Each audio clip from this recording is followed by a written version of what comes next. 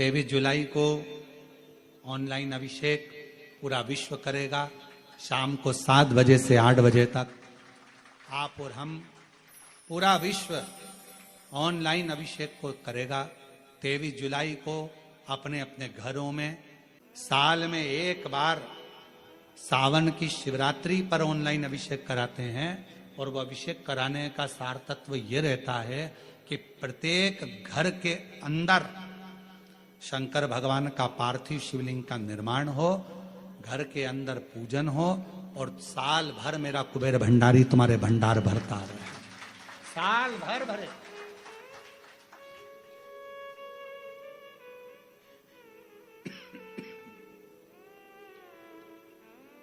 एक बार आपके घर में अगर कुबेरेश्वर बाबा का ऑनलाइन शिव अभिषेक हो गया, एक बार अगर ऑनलाइन अभिषेक सावन की शिवरात्रि पर अगर हुआ है, साल भर आपको बरकत देता है, साल भर आपको तरक्की देता है, साल भर आपको दुखों से दूर रखता है। और इस वर्ष सावन के महीने में शिवरात्रि 23 जुलाई की है। 23 जुलाई को ऑनलाइन अभिषेक पूरा विश्व करेगा। शाम को 7 बजे से 8 बजे तक आप और हम पूरा विश्व ऑनलाइन अभिषेक को करेगा। 23 जुलाई को अपने अपने घरों में सुंदर पार्थिव शिवलिंग का निर्माण करना। 7 बजे आप और हम टीवी के सामने आस्था चैनल पर होंगे और बाबा का अभिषेक ठाट और बाट के साथ बड़े आनंद के साथ करेंगे। अपने गांव के कोई ब्राह्मण देवता हों, पूज्य संत ब्राह्मण पंडित आदि जो भी हों, उनको आमंत्रित कर लेना। अगर उन आ सकें पूजन अभिषेक कराने तो ठीक है, ना आ सकें तो आप स्वयं ऑनलाइन पूजन चलेगी आस्था चैनल पर 1 घंटे 7 बजे से 8 बजे तक। 23 जुलाई को शिवरात्रि का दिन, सावन की शिवरात्रि जिसका दुनिया के लोगों को इंतजार रहता है ऑनलाइन पूजन का। पतियों से भी कहना, अपने अपने घर के पति से कहना, जिंदगी पड़ी है कमाने के लिए, पर एक दिन शाम का समय जल्दी ऑफिस से आना, दुकान से आना, 7 बजे दोनों बैठेंगे, बच्चों के साथ परिवार के साथ खूब प्रेम से बाबा का अभिषेक करेंगे और बाबा का आनंद लेंगे। एक दिन आप और हम सब परिवार बैठकर बाबा का अभिषेक करें। अभिषेक में जो सामग्री चाहिए वो आप लोग लिख लेंगे आस्था चैनल के माध्यम से। 1 लोटा जल, 21 दाने गेहूं के, 5 कमलगट्टे, 108 चावल के दाने, आखे सेगे चावल के दाने, 21 काली मिर्च, 1 चुटकी काली तिल, 1 धतूरा, 7 बेलपत्र, 7 शमी पत्र, 7 लाल फूल गुलाब के हों या अन्य कोई फूल हो लाल वो मिल जाए, 7 पुष्प सादे कोई से भी वह भी चलेंगे, दूध, दही, शहद, शक्कर, घी, इत्र, गंगाजल, चंदन, रोली, मोली, मोली मतलब लच्छा, हाथ में बांधने वाला नाड़ा, मोली, अबीर, गुलाल, पीला चंदन, कपूर, गोल सुपारी, 2 गोरा गणेश बनाने के लिए, 1 संकल्प छोड़ने के लिए, 2 दीपक, 1 दीपक प्रज्वलित कर कर रख लेना और दूसरे दिया आरती उतारने के लिए, 2 दीपक घी के, जनेऊ 2, 1 गणेश जी के लिए, 1 शिव जी के लिए, लौंग, इलायची, पान के पत्ते, मिट्टी का पार्थिव शिवलिंग पहले से बनाकर तैयार रखना, जिससे शाम को 7 बजे जैसे ही अभिषेक चालू हो तो उस समय आप लोग घाई घाई में जल्दीबाजी में निर्माण ना कर पाओगे, इसलिए पहले से बना लेना जिससे अभिषेक आराम से हो जाए। 5 फल, मिठाई, धूप बत्ती और बाबा की सुंदर आनंदमय दुर्वा, ये सभी चीजें भगवान शिव के अभिषेक की जो जो सामग्री लगती है सब रखकर, साथ में अपने पूजन का स्थान हो, हॉल हो, टीवी के सामने कहीं पर भी बैठकर बाबा का सुंदर साज सजाना, अपने दरवाजे पर बंदरवार बांधना, खूब रंगोलियां डालना, क्योंकि सावन की शिवरात्रि का सुंदर अवसर 23 जुलाई शाम को 7 बजे से 8 बजे तक मेरा महादेव कुबेरेश्वर बाबा तुम्हारे घर में प्रवेश करे, मेरा कुबेर भंडारी आपके घर पर प्रवेश करे। ये भाव रखते हुए पूरा विश्व, पूरा देश इस पवित्र पार्थिव शिवलिंग का निर्माण करे और पूरा आनंद के साथ पूजन करे। श्रावण का कितना महत्व है जरा ध्यान दें। श्रावण का महीना केवल संसार के मनुष्य जिनके पास में कुछ भी नहीं है, पूरे घर में अगर कुछ भी नहीं है, कुछ देने के लिए नहीं है, श्रावण के महीने में अगर शंकर की आराधना घर पर रहकर दिल से, हृदय से, चित्त से, मन से, भाव से जो कर लेता है, शिव उसको स्वीकार कर लेता है और मनमांगा फल प्रदान कर देता है, मनवांछित फल उसको जाने। शिव शिव है, शंकर शंकर है, ओघड़दानी ओघड़दानी, शंभु शंभु, नित्य कृपा करने वाला है मेरा देव। बहुत बहुत साधुवाद के साथ में सावन के प्रथम सोमवारी की बधाई देते हुए 23 जुलाई शाम को 7 बजे से 8 बजे तक ऑनलाइन भगवान शंकर का दिव्य और भव्य अभिषेक, पार्थिव शिवलिंग का निर्माण अपने अपने घर में करो। 23 जुलाई को शाम के समय पार्थिव लिंग का निर्माण कर कर भगवान शंकर अपने घर में आमंत्रण दो, निमंत्रण दो, भगवान को पुकारो।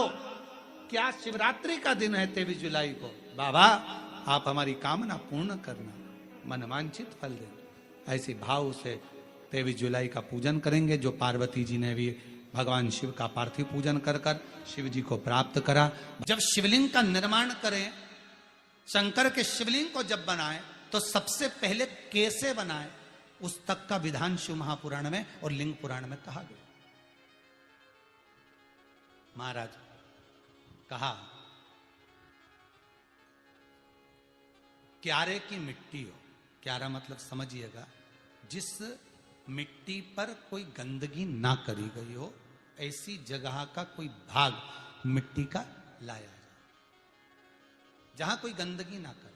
की मिट्टी, क्यारे की मिट्टी मतलब जिस मिट्टी पर कोई गंदगी ना करी गई हो, ऐसी जगह की मिट्टी को लेकर जाए। और मिट्टी को लाने के बाद थोड़ा पानी का सींचन कर दें, अर्थात घर में लाएं तो उससे पहले मिट्टी को पवित्र करें। अपने घर में गंगा जल रखा हो, यमुना जल रखा हो, सरयू जी का जल रखा हो, उससे मिट्टी का सींचन कर दें। मान लो अगर ये जल नहीं भी है तो जल के अंदर थोड़ा सा इत्र डालकर मिट्टी का सींचन करें। अगर इत्र भी नहीं है तो जल के अंदर थोड़ा सा दूध डालकर मिट्टी का सींचन कर। दूध भी नहीं है तो एक बेलपत्री जल के अंदर डालकर उस पानी का सींचन। बेलपत्र भी नहीं है, पीपल का पत्ता डालकर उसका सींचन कर दें। पर मिट्टी पर घर में लाते से ही, ये नहीं कि मिट्टी आज लाए और तुमको शिवलिंग कल बनाना है, तो मिट्टी अगर 1 दिन पहले लाए हो, 2 दिन पहले लाए हो, 4 दिन पहले लाए हो, तो उसी दिन जल का सींचन होना चाहिए। ये नहीं कि जिस दिन बनाएंगे उस दिन सींचन होगा।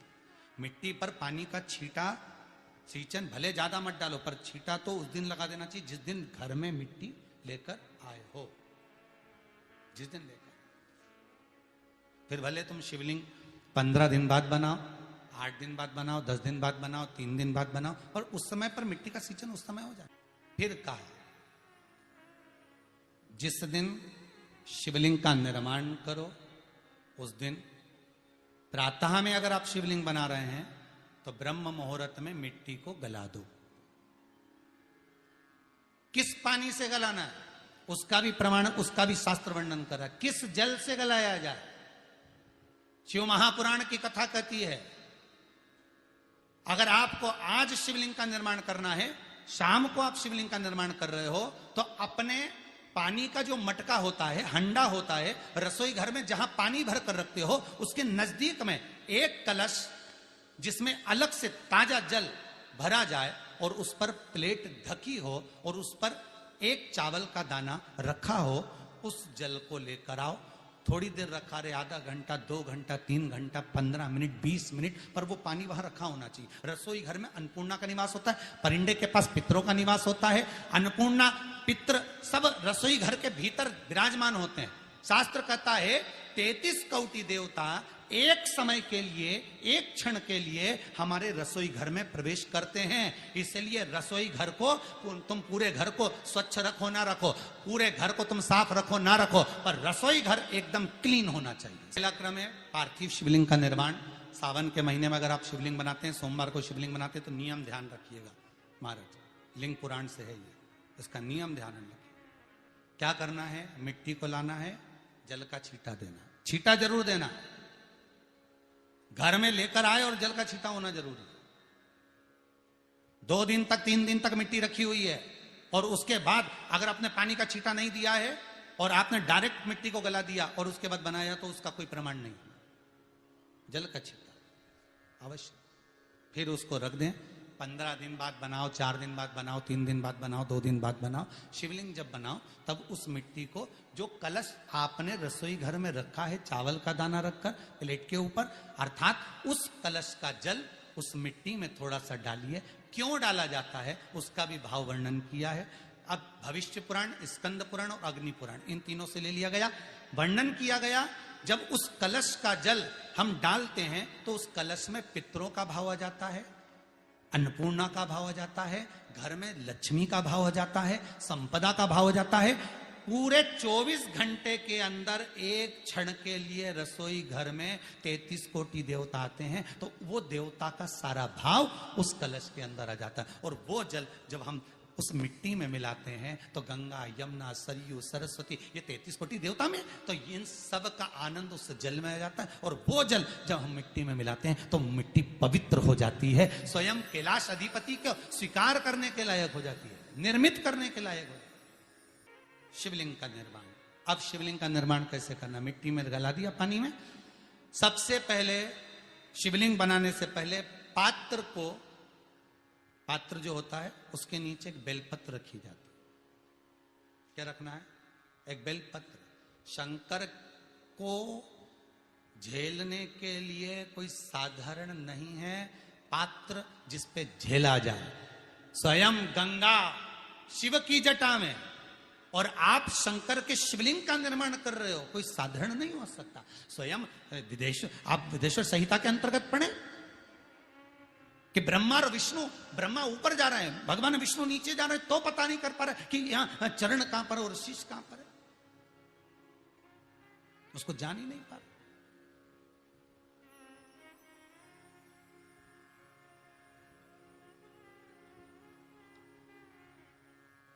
बस एक बेलपत्र साधारण भाव में, बेलपत्र भी सीधा भाग, और इस बेलपत्र की जो डंडी है वो उत्तर दिशा में रखना है थाली के अंतर्गत। जब आप शिवलिंग का निर्माण करें उत्तर, इसके ऊपर जो गलाई हुई मिट्टी है वो डाल दीजिए। और डालने के बाद सबसे पहले शिवलिंग का स्वरूप बनाना है। सबसे पहले नीचे की जलाधारी नहीं बनाना, क्या बनाना है, शिवलिंग का स्वरूप बनाना। बनाने के बाद उसी शिवलिंग के पास में और मिट्टी डाल लीजिए, फिर जलाधारी का निर्माण करें, फिर जलाधारी।